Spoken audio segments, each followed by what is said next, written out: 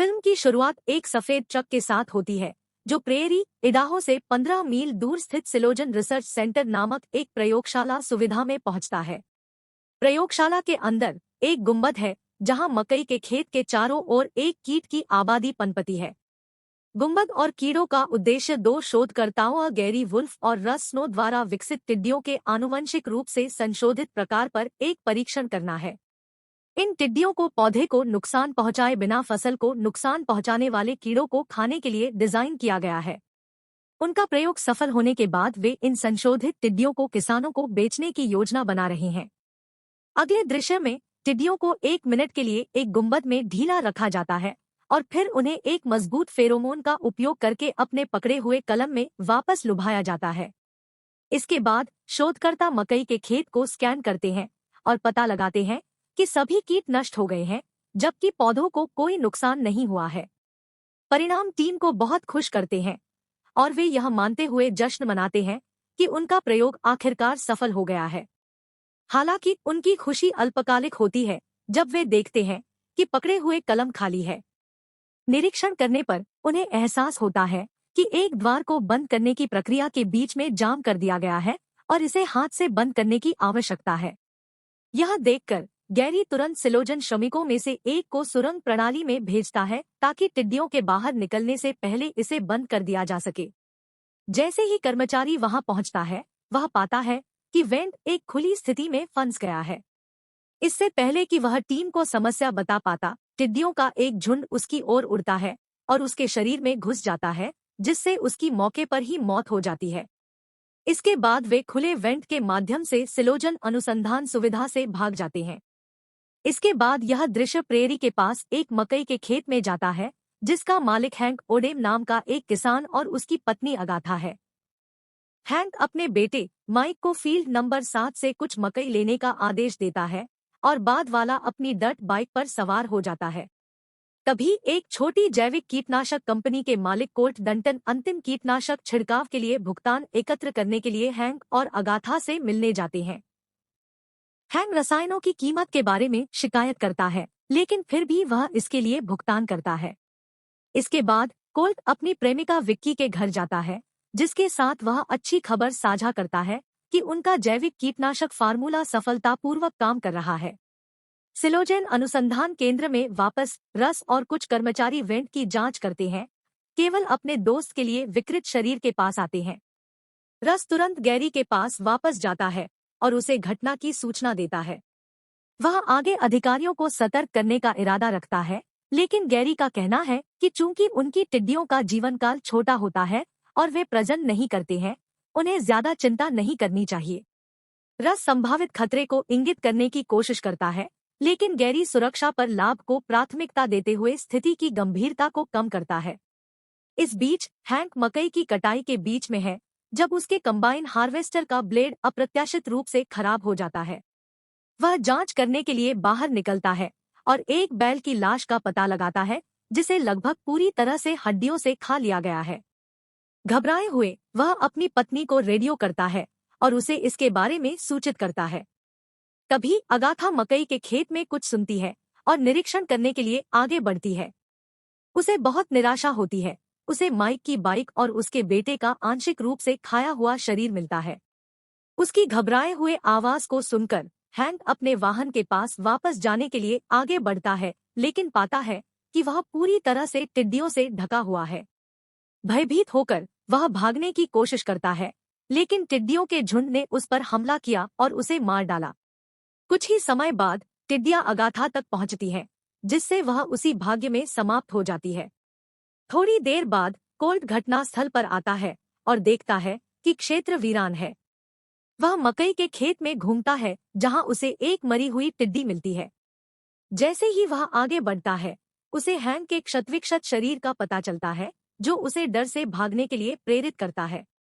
इसके बाद वह एक मेडिकल अस्पताल जाता है जहां उसकी प्रेमिका पशु चिकित्सक के रूप में काम करती है।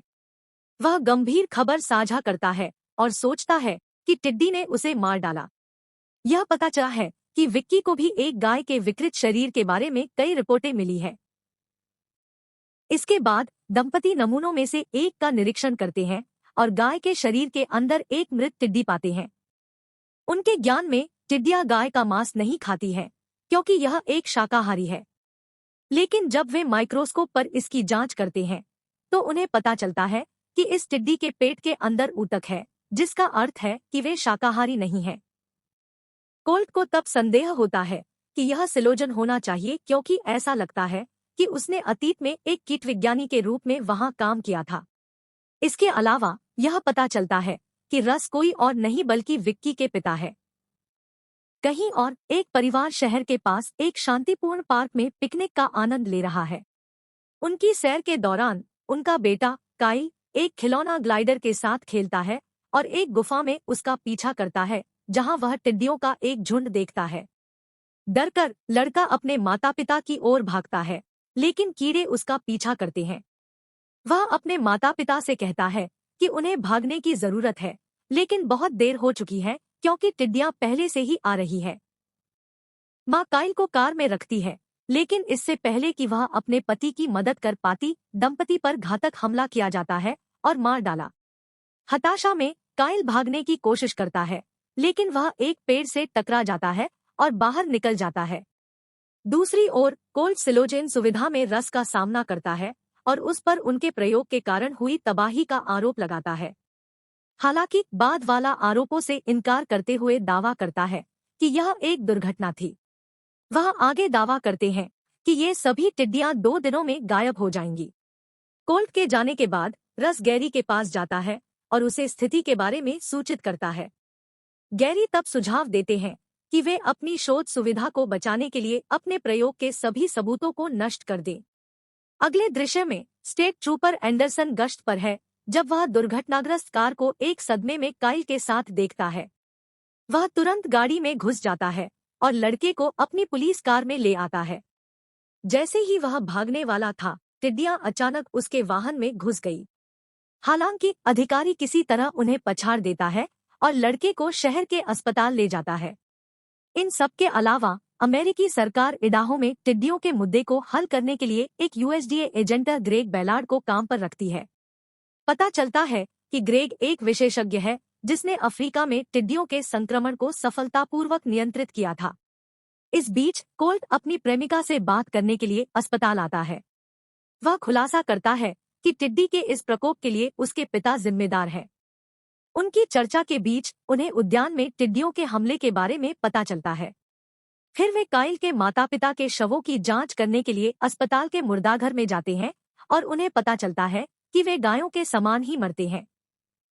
इसके बाद विक्की काइल से मिलने जाता है, जबकि कोल्ट एंडरसन से बात करने के लिए बाहर जाता है। उसे पता चलता है कि अधिकारी की कार टिड्डियों से ढकी हुई है और वह जांच के लिए उनमें से एक को बाहर निकालता है। फिर वह अस्पताल की प्रयोगशाला में कीट की जांच करता है और एक चौंकाने वाला रहस्य उद्घाटन करता है। टिड्डी एक किशोर था और वे प्रजनन कर रहे हैं।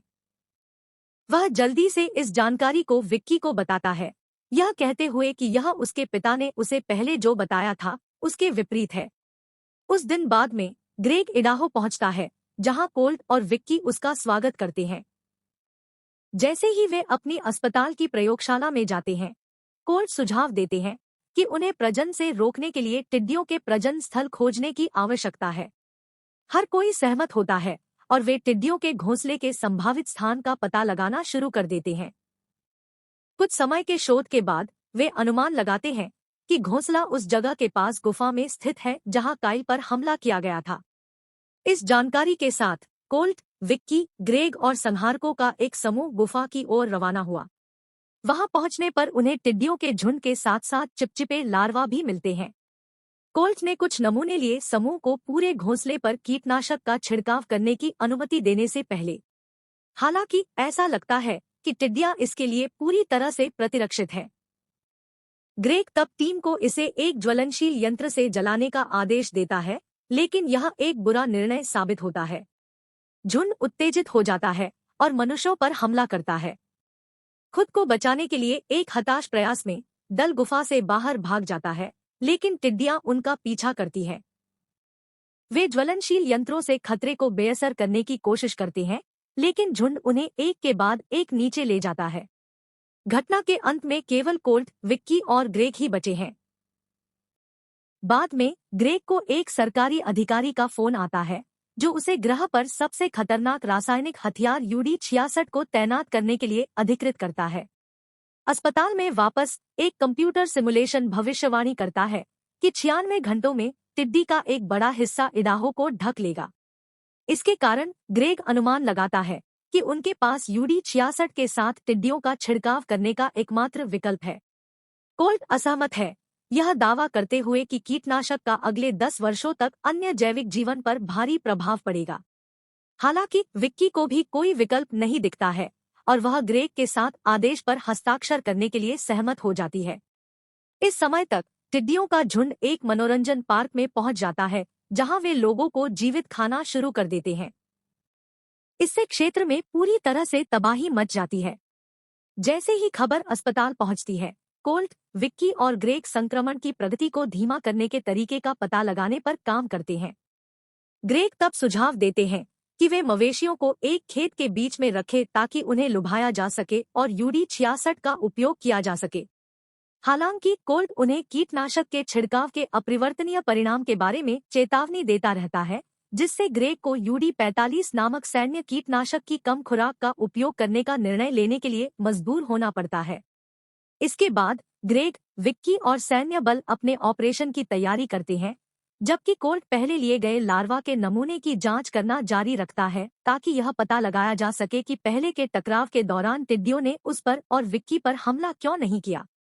कुछ ही समय बाद उसे पता चलता है कि कीटनाशक न केवल टिड्डियों पर अप्रभावी है, बल्कि यह उन्हें आकर्षित भी करता है, जिससे वे और भी मजबूत हो जाते हैं। यह महसूस करते हुए कि उसकी प्रेमिका और उसकी टीम खतरे में है, कोल्ट उस मैदान की ओर भागता है जहां सैन्य हेलीकॉप्टर टिड्डियों पर UD-45 छोड़ने वाला है। रास्ते में वह अपनी प्रेमिका को फोन करता है और उसे खोज के बारे में सचेत करता है। विक्की फिर तुरंत इस जानकारी को ग्रेग को देता है, लेकिन बहुत देर हो चुकी है क्योंकि हेलीकॉप्टर के पास है पहले से ही रसायन जारी किया। नतीजतन टिड्डियां हेलीकॉप्टर पर हमला करती है और पायलटों के शरीर में घुस जाती है, जिससे अंततः हेलीकॉप्टर दुर्घटनाग्रस्त हो जाता है और विस्फोट हो जाता है। इस घटना के बाद संयुक्त राज्य अमेरिका के राष्ट्रपति राष्ट्रीय सैन्य गार्ड को इडाहो भेजते हैं। निवासियों को सुरक्षा के लिए दूसरे राज्यों में भी ले जाया जाता है। इस बीच टिड्डियों का झुंड दिखाई देता है, इसलिए सेना घातक हथियारों से उन पर हमला करती है। हालांकि कीड़े बहुत अधिक शक्तिशाली साबित होते हैं और वे कुछ ही मिनटों में सशस्त्र बल पर हावी हो जाते हैं। ग्रेग तब अपने अंतिम दृष्टिकोण के रूप में UD-66 का उपयोग करने का फैसला करता है, लेकिन कोल्ट एक महत्वपूर्ण अंतर्दृष्टि के साथ हस्तक्षेप करता है। टिड्डियां पहले उस पर और विक्की पर हमला करने से बचती है, क्योंकि वे दोनों केवल जैविक भोजन का सेवन करते हैं। उनका यह भी मानना है कि टिड्डियों को जैविक पदार्थों से घृणा है और वे रासायनिक पदार्थों से भरे टिड्डियों को पसंद करते हैं। वह ग्रेग से उस पर भरोसा करने के लिए कहता है, यह आश्वासन देते हुए कि वह जानता है कि क्या करना है। ऐसा लगता है कि आश्वस्त, ग्रेग कहता है कि वह हेलीकॉप्टरों को तब तक रोके रखेगा जब तक कि वह उससे वापस नहीं सुनता। इसके बाद कोल्ट एक हवाई क्षेत्र में जाता है, जहां वह अपने जैविक कीटनाशक को धूल के कूपर में लोड करता है।